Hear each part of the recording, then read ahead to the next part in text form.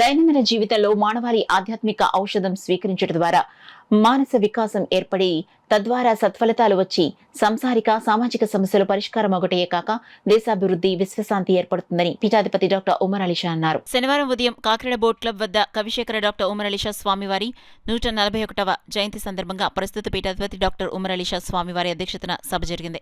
ఈ సభలో ప్రముఖ కవి బద్రీనాథ్ ముఖ్య అతిథిగా పాల్గొని ప్రసంగించారు. ఈ సభలో retired RTO Ramachandra Rao, retired MRO Gouri Naidu, retired pensioners association అధ్యక్షులు పద్మనాభం, షేక్ ఇబ్రహీం, బలరామకృష్ణ, వీరభద్రం, తొరగా సూర్యరావు, హుస్సేన్ షా తదితరులు అతిథులుగా పాల్గొన్నారు.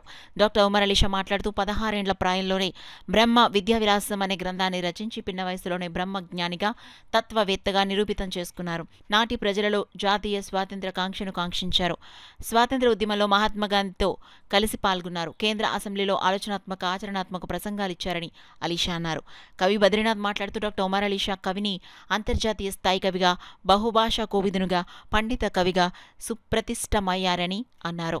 ఈ కార్యక్రమంలో పీఠం కన్వీనర్ పేరూరి సూరిబాబు, కమిటీ సభ్యులు శ్రీమతి ఎల్లమాంబ, లక్ష్మీ ప్రభావతి, లక్ష్మీకుమారి మణి తదితరులు పాల్గొన్నారు. సామాజిక అభివృద్ధి, దేశాభివృద్ధి అనేక కార్యక్రమాలన్నీ కూడా సత్ఫలితాలు ఇచ్చేటువంటి అవకాశం ఏర్పడుతుంది. మరి ఆ విధంగా మనం ప్రతి ఒక్కరిలో కూడా ఆధ్యాత్మికత ద్వారా మన సామాజిక సమస్యలు పరిష్కరించుకోవచ్చు, సంసారపరమైనటువంటి సమస్యలు పరిష్కరించుకోవచ్చు, అనేక కోణాల్లో మనం సమస్యలు పరిష్కరించుకునేటువంటి అవకాశం ఏర్పడుతుంది.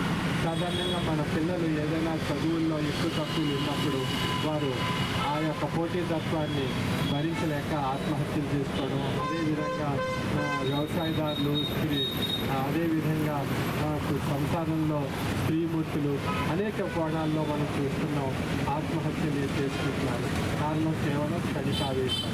ఆ క్షణికావేశాన్ని నివారింప చేయగలిగేటువంటిదే ఆధ్యాత్మికత. అటువంటి ఆధ్యాత్మిక తత్వాన్ని ఆయన స్త్రీలకు, అటు రాజకీయ నాయకులకు, అటు సమాజానికి కావలసినటువంటి అనేక అంశాల్లో ఆధ్యాత్మికత ద్వారా పరిష్కారం కావడానికి అంశాలను విశ్లేషించి ఆనాటి కాలంలో ఏర్పడినటువంటి అనేక సమస్యలు, కేరళలో సమస్యలు వచ్చినప్పుడు కానీ, తెలంగాణలో వచ్చినటువంటి సమస్యలు కానీ, ఆంధ్ర రాష్ట్రంలో ఏర్పడినటువంటి సమస్యలు ఏమైనప్పటికీ వచ్చినప్పటికీ కూడా సాంఘిక పరంగా వారు ఒక ఆధ్యాత్మిక భావనతో కలిగినటువంటి ఉపన్యాసాల ద్వారా విశ్లేషించి ప్రజల్ని ఉత్తేజపరిచి ఈ సమస్య మనం ఈ విధంగా పరిష్కరించుకోవచ్చు. ఈశ్వర సామ్రాజ్యాన్ని విస్తరింపజేసినటువంటి మహానుభావులు, అటువంటి మహానుభావుల యొక్క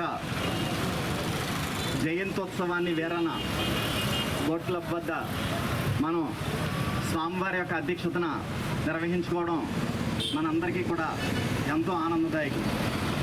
ఒక వజ్రానికి ఎన్నైతే ముఖాలు ఉంటాయో అదేవిధంగా కవిశేఖరుడు డాక్టర్ ఉమర్ అలీ షా స్వామివారికి కూడా ఆ వైవిధ్యభరితమైనటువంటి మహోన్నతమైనటువంటి ఇటు ఆధ్యాత్మికవేత్తగా, రాజకీయవేత్తగా, సాంఘిక సంస్కర్తగా, అదేవిధంగా పార్లమెంటేరియన్గా, అదేవిధంగా ఎన్నో రకాలైనటువంటి మహోన్నతమైనటువంటి ఆ వజ్రానికి ఉన్నటువంటి కోణాల వలె ఆయన మహోన్నతమైనటువంటి కీర్తి ప్రతిష్టలను సంపాదించుకున్నటువంటి మహోన్నతమైనటువంటి మానవతామూర్తి. మరి స్త్రీ విద్యకి మహోన్నతమైనటువంటి ప్రాధాన్యత ఇచ్చినటువంటి మానవతామూర్తి. స్త్రీ సమాజంలో అభివృద్ధి చెందితే కుటుంబం అంతా కూడా అభివృద్ధి చెందుతారు అని చెప్పి స్త్రీ విద్య కోసం ఎన్నో పాటలు పడినటువంటి మహానుభావులు, ఎన్నో గ్రంథాలు రచించినటువంటి మహానుభావులు. ఇంకా పెద్దలకు నా నమస్సులు. ఈ సంవత్సరం జనవరి 23న భీమవరంలో జరిగినటువంటి అలీ షా గారి వర్ధంతి సందర్భంగా జరిగిన కార్యక్రమంలో వారి మీద నేను రాసినటువంటి ఆచంద్ర సారార్ యశస్వి డాక్టర్ ఉమర్ అలీ షా అనేటువంటి పుస్తకావిష్కరణ చేశారు. ఉమర్ అలీ షా కవి జీవితం గురించినటువంటి సమగ్రం కాకపోయినా అసమగ్రం కాదు, సమగ్రం జీవించది. ఆ రోజున ఉపన్యసించేటువంటి అవకాశం కూడా నాకు దక్కింది. ఆ ఉపన్యాసంలో చాలా మేరకు చెప్పగలిగాను కొన్ని విషయాలు. అందులో చెప్పలేకపోయినటువంటి భావన నాకు కొన్ని అతి ముఖ్యమైనటువంటి విషయాల్ని నేను చెప్పలేకపోయాను. అందరితోటి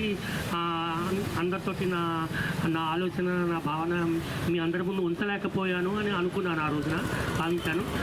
అనూహ్యంగా మళ్ళీ వారి జయంతి సందర్భంగా కూడా నన్ను ఇక్కడ పిలవటం, సూరిబాబు గారు నన్ను ఆహ్వానించడం